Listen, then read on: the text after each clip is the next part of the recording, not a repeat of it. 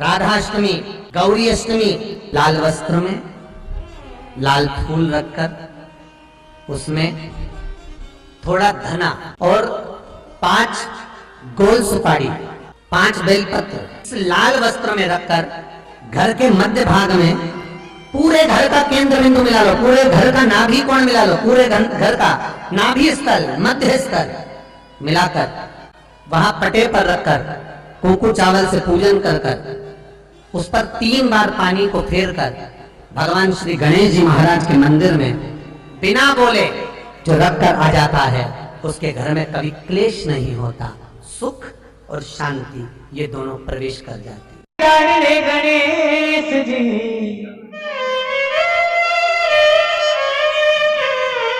मेरे गोरा के लाडले गणेश जी, आओ अंगना पधारो श्री गणेश जी, आओ अंगना पधारो श्री गणेश जी, आओ अंगना पधारो श्री गणेश जी, आओ अंगना पधारो श्री गणेश जी।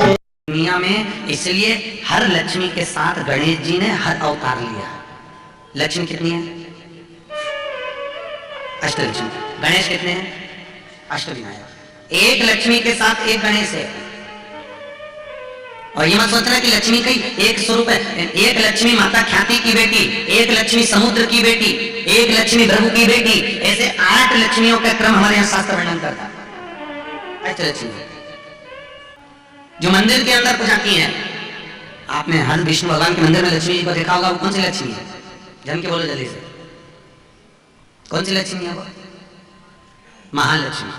और जो दीपावली के दिन पूजाती है वो धन लक्ष्मी, जो तिजोरी के अंदर रखी रहती है वो सौभाग्य लक्ष्मी। ऐसी हमारे यहाँ अलग अलग लक्ष्मियों के क्रम बताए हैं। उसी तरह अष्ट विनायकों के भी क्रम अलग अलग है कि कौन सा विनायक कौन सी लक्ष्मी के साथ बैठा हुआ है, तो उसकी पूजन। इसलिए हमारे यहाँ कहते हैं ना कि दुकान पर रखना तो उल्टी सूंड का गणेश रखना, ऑफिस में रखना तो उल्टी सूंड का गणेश रखना, व्यापार में रखना, फैक्ट्री में रखना तो उल्टी सूंड का गणेश रखना, और घर में रखना तो सीधी सूंड का गणेश रखना। क्यों कहते हैं? क्योंकि उस विनायक का कार्यक्रम लक्ष्मी के साथ जुड़ा होना चाहिए, जिससे संपदा की वृद्धि हो, हमारे वैभव प्रखरता में प्राप्त होगा,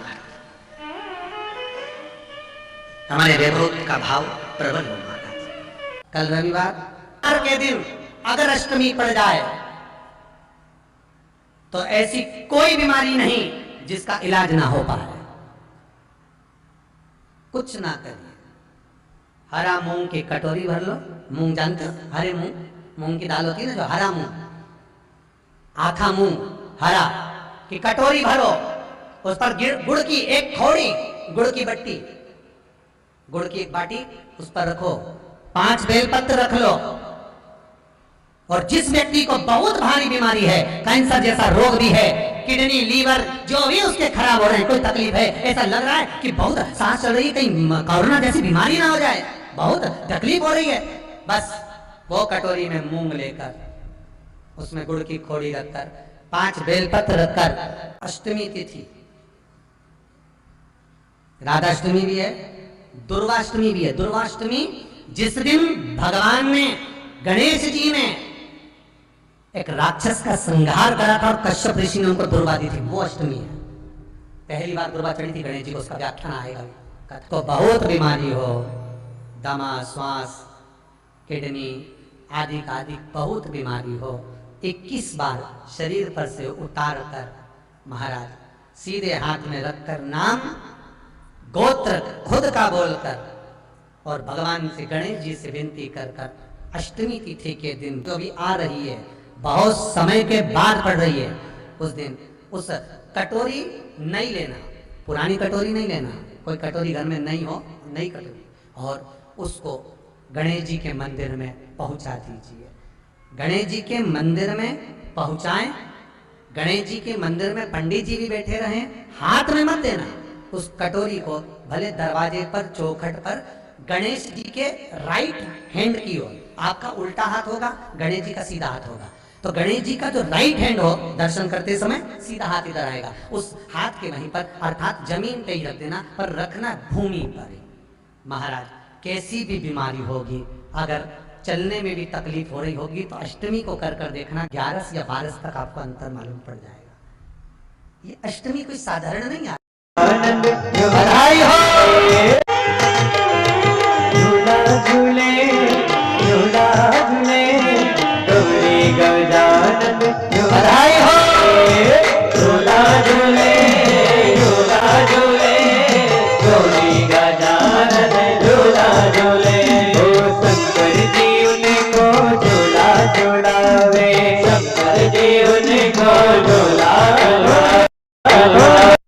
नौकरी सर्विस नहीं मिल रही हो, बहुत तकलीफ हो,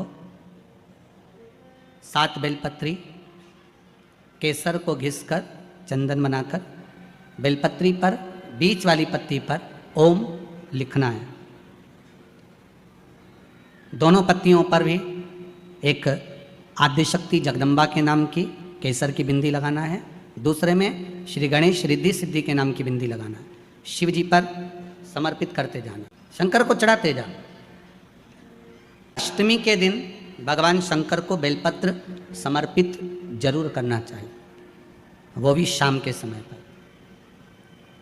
आप लोग तो जानते होंगे, जब 64 योगिनियां माता शंकर भगवान के सामने नृत्य करती हैं, तब भगवान शिव उठकर खड़े होकर उन 64 योगिनियों को अपने हस्त कमल पर धारण करते हैं, और हस्त कमल पर धारण करते हैं तब उन 64 योगिनियों को लक्ष्मियां प्रदान करती हैं। लक्ष्मी माता को वो 64 योगिनियां दी जाती हैं। लक्ष्मी मैया उन 64 योगिनियों को भगवान विष्णु के पास लेकर जाती हैं। भगवान नारायण उन 64 योगिनियों को ब्रह्मदेव के पास लेकर जाते हैं। उन 64 योगिनियों को ब्रह्मा जी ब्रह्माणी को प्रदान करते हैं। ब्रह्माणी उस 64 योगिनियों को ले जाकर माँ जगतजननी आद्यशक्ति को देती है। आद्यशक्ति उन 64 योगिनियों को ले जाकर शिव को समर्पित करती है। शंकर भगवान की कथा कहती है, बेलपत्र पर केसर का भाग लगाकर, ओम लिखकर केसर का ही तिलक लगाकर माँ आद्यशक्ति गणेश जी रिद्धि सिद्धि के नाम से 7 बेलपत्र शिव को समर्पित कर कर लाल वस्त्र में उसको बांधकर, जिसका व्यापार व्यवसाय या नौकरी सर्विस नहीं हो, समय से लगन देख रहे हो, शादी नहीं हो रही, बहुत समय से परेशान हो गए कि विवाह नहीं हो रहा, हम तो टेंशन में पड़ गए, लड़की 28 साल 30 साल का लड़का हो गया, विवाह नहीं हो रहा, कुछ मत करो। राधाष्टमी, गौरी अष्टमी तिथि आए तो अशोक सुंदरी वाली जो जगह है वहां पर हल्दी की 7 बिंदियां लगा दो, लड़का लड़की का हाथ उस बिंदी पर रखवा दो, उसका नाम गोत्र बोलो, उसी हल्दी में उसके हाथ पीला करवा दो, और पीपल के पेड़ पर उस हाथ के 5 छापे पड़वा दो। 3 महीने में विवाह पक्का हो जाता है महाराज। उसका इतना, अशोक सुंदरी के उस हल्दी का इतना प्रमाण। जब मेरे गणेश जी महाराज को भूख लगी, षडानंद कार्तिकेय को भूख लगी, अशोक सुंदरी को भूख लगी, और भूख लगने पर उन्होंने अपनी माँ पार्वती जी से कहा, मैया बहुत भूख लग रही है, भोजन दो ना माँ। ब्रह्मा ब्रह्म लोक में रहते हैं, भगवान विष्णु बैकुंठ लोक में रहते हैं, इंद्र इंद्र लोक में रहते हैं, पर मेरे महादेव मृत्यु लोक में रहते हैं, पृथ्वी पर। जरूरी नहीं है कि पृथ्वी पर रहने वाले व्यक्ति के पास में 24 घंटे चांदी की चम्मच होगी और सोने की थाली होगी। शंकर जी तो नेत्र बंद करके बैठे थे, भोजन पर ध्यान नहीं दिया। बच्चे भूख से बिलख रहे थे, क्रोध आ गया मेरी माता को, मेरा बच्चा भूख से बिलख रहा है, मेरे स्तनों में दूध भी नहीं आ रहा, नहीं तो मेरे बच्चों को पिला देती। अब बच्चों को स्तनों में दूध कब आए? जब मेरे पति मेरे पर दृष्टि दे गए। अब करूं क्या? पति तो मौन होकर तप साधना में लीन थे। बच्चों को भूख से बिलखती हुई देखकर मां पार्वती जी ने शंकर भगवान को उठाया और निगल गई। शिव जी को निकल गई मां, और पार्वती जब शंकर भगवान को निगल गई, चारों तरफ हाहाकार मच गया कि भोलेनाथ ना जाने कहां है। सबने माता पार्वती जी की स्तुति करी। तब शंकर भगवान को प्रकट करने के लिए पार्वती जी ने अपने शरीर से धुआं प्रकट करा। धुआं प्रकट करा तो शिव जी का नाम ध्रुमबान हो गया और पार्वती का नाम ध्रुमावती माता हो गया। पार्वती का नाम, माता जगतजननी का नाम ध्रुमावती माता हो गया। शिव जी ने कह दिया, पार्वती थोड़ी देर के लिए तुम्हारे पति तुम्हारे बीच में से चले गए थे, इसलिए तुम विधवा होगी, बेधव्य कहलाओगी। ध्रुमावती की मूर्ति आज भी बिना श्रृंगार के, बिना मंगलसूत्र के, बिना चूड़ी के, बिना मांग में सिंदूर के, बिना मंगलसूत्र के कोई लाल साड़ी माता को नहीं पहनाई जाती, पाँव में बिछुड़ी नहीं पहनाई जाती, गले में मंगलसूत्र नहीं बांधा जाता, माथे पे बिंदी नहीं रहती, मांग में सिंदूर नहीं रहता ध्रुमावती माता के। कभी अगर आप दतिया जाएं तो ध्रुमावती माता की दर्शन कर सकते हैं। कभी आप जबलपुर के पास में जाएं धूमा गांव, तो मां धूमावती माता का दर्शन कर सकते हैं। धूमावती माता, तुम अपने पति को थोड़े समय के लिए निगल गई थी तो तुम बेधव्य स्वरूप में आ गई, पर ध्रुमावती, शिव जी कहते हैं, ध्रुमावती तूने अपने बच्चों के कल्याण के लिए मुझे निगला था, इसलिए मैं तुझे वर देता हूं, तेरा दर्शन करने वाला दुनिया में कभी हार नहीं सकता, विजय प्राप्त करता है। भारत की भूमि के जितने राजनेता हैं, भारत की भूमि के जितने सत्ताधिपति हैं, भारत की भूमि पर जितने जितने ये राजनेता होते हैं, ये कहीं ना कहीं जब विजय प्राप्त करना होती है तो ध्रुमावती माता का स्मरण करते हैं। पीताम्बर पीठ जाते हैं, दतिया जाते हैं, ध्रुमावती माता के यहाँ जबलपुर पहुंच जाते हैं, धुमा गांव।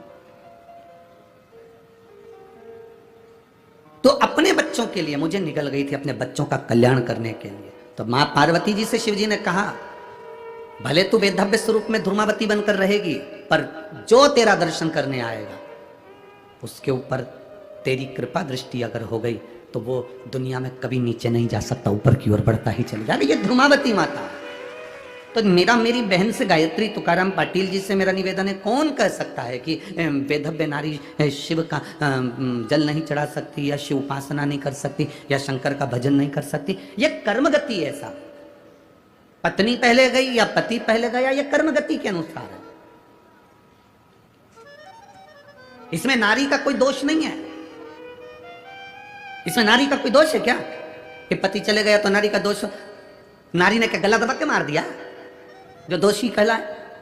ना, पत्नी चली गई, पति का दोष नहीं, और पति गया, पत्नी का दोष नहीं। शिव की आराधना में, शंकर की भक्ति में, शिव उपासना में, शंकर को जल चढ़ाने में मेरा भोलेनाथ ये नहीं देखता कि तुम क्या हो। शिव जी तो केवल तुम्हारे भीतर का स्नेह, प्रेम, श्रद्धा और विश्वास देखता है। सबसे बड़ा तांत्रिक, सबसे बड़ा घोरी जल चढ़ाता है, उस पर कोई तंत्र विद्या नहीं हो सकती। जो शिव जी को एक लोटा जल चढ़ाता है उस पर कभी तंत्र विद्या नहीं हो सकती, कोई मंत्र की विद्या नहीं हो सकती, उस पर कोई अघोर विद्या नहीं हो सकती, क्योंकि वो तो खुद उसके ससुर ने, भगवान देवादिदेव महादेव के ससुर ने कहा, शंकर मैं तुझे श्राप देता हूं, तू शमशान में निवास करेगा। सबसे ज्यादा खुश तो शंकर भगवान ही हुए थे कि मेरे ससुर ने कितनी अच्छी जगह मुझे प्लाट दिलवाया, कोई कब्जा भी नहीं करेगा।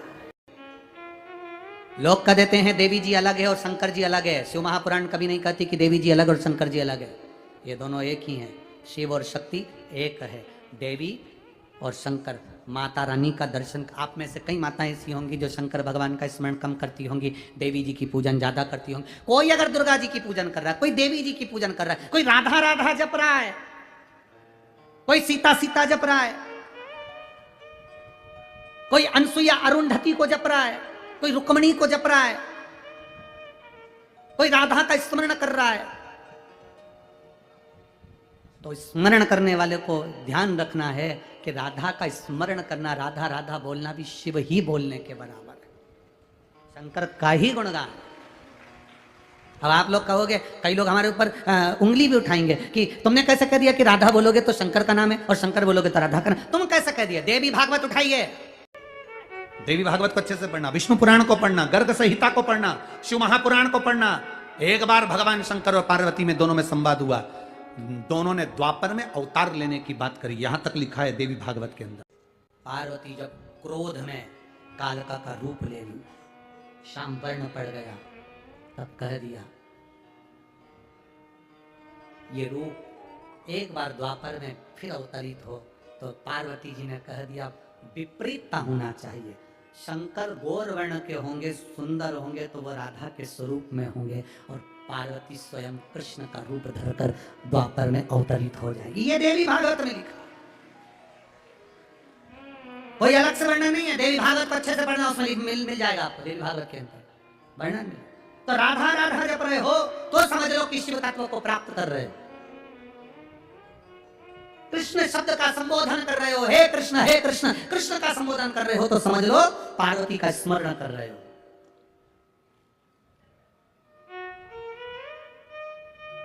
भेद कुछ नहीं, राम कहोगे तो भी शिव है, शिव कहोगे तो भी राम है, कृष्ण कहोगे तो भी शिव है, शिव कहोगे तो भी कृष्ण है, देवी दुर्गा भवानी कहोगे तो भी शिव है, शिव कहोगे तो भी दुर्गा भवानी है। यहाँ भेद नहीं। हरि विठ्ठल कहोगे तो भी रुक्मणी है, और रुक्मणी कहोगे तो भी हरि विठ्ठल में निवास करने वाले संत रसिक बाबा जी, जिनको लोग पागल बाबा कहते थे, भगवान की, राधा रानी की और ठाकुर जी की इतनी भक्ति करते थे, और उसी ब्रज की रज में उन्होंने प्राणों को त्याग दिया है। ऐसे रसिक बाबा के पावन चरणारविंद को प्रणाम करते हुए राधा रानी के चरणों में उनका ये जीव पहुँचे, और ब्रजमंडल के हर रसिक भक्तों को उनकी भक्ति प्राप्त हो। ये भाव रखते हुए 2 क्षण रसिक बाबा जी के लिए राधा नाम का स्मरण अपन सब करेंगे। 2 क्षण राधा नाम कीर्तन, राधा का स्मरण करते हुए।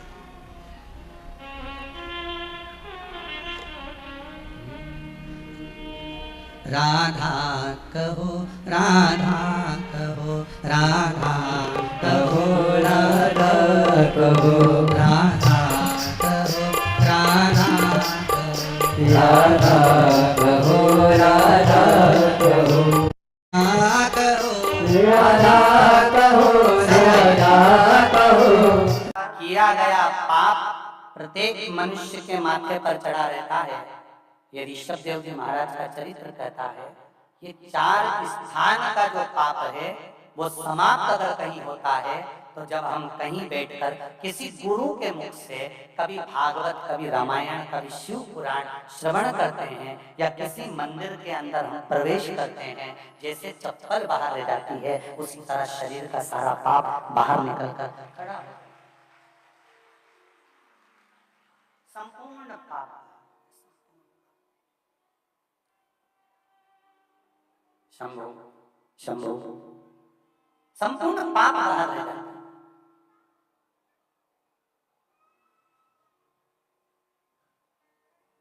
अब आप कहोगे गुरुजी, अगर पाप बाहर खड़ा हुआ है तो हम निकलेंगे तो बाकी चिपक जाएगा। तुम बहुत देर तक तुम्हारी चप्पल पड़ी तो रहने दो, तुम नहीं ले जाओगे तो कोई और ले जाएगा।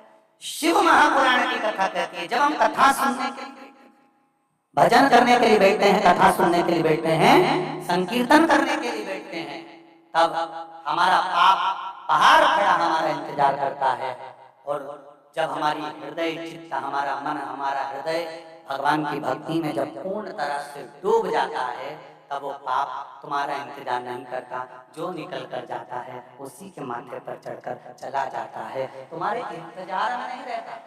मान लो कोई निकल कर गया ही नहीं, तो आखिरी में जब कर्पूर गौरम होता है तो पाप भी जलकर भस्म हो जाता है और जीव निर्मल हृदय से अपने घर की ओर चला जाता है। ये पाप शरीर में जैसे कांटा नहीं रहता, तीर्थ में जाकर बैठने से, स्नान करने से, भजन करने से, कीर्तन करने से, मंत्र जाप करने से, मंत्र स्मरण करने से हमारे भीतर भी पाप नहीं रहता, ये कांटे की तरह निकल कर बाहर हो जाता है। फिर कहा अगर कांटा नहीं निकले तो क्या करना पड़ेगा? तो डॉक्टर के मैं पट्टी दे रहा हूँ, वो लगा लेना, पक जाएगा, निकल जाएगा। उसी तरह परमात्मा ने कहा अगर तुम्हारा पाप बाहर नहीं निकलता, तुम्हारे को अहंकार आता है, काम आता है, लोभ आता है, वासना आती है, तृष्णा आती है, आसक्तियां बढ़ती हैं, झूठ प्रपंच बढ़ता है, बहुत बहुत बहुत बहुत सारी इंद्रियां तुमने भी शिथिल कर ली, पाप करने लगे, अनाचार दुराचार ना जाने क्या क्या करने लगे। तो एक काम करना, क्या? तो कहा डॉक्टर ने पट्टी दी है लगाने के लिए, वो पट्टी है शिव महापुराण की, एक बार इस हृदय पर लगा लीजिए, सारा पाप बाहर निकल कर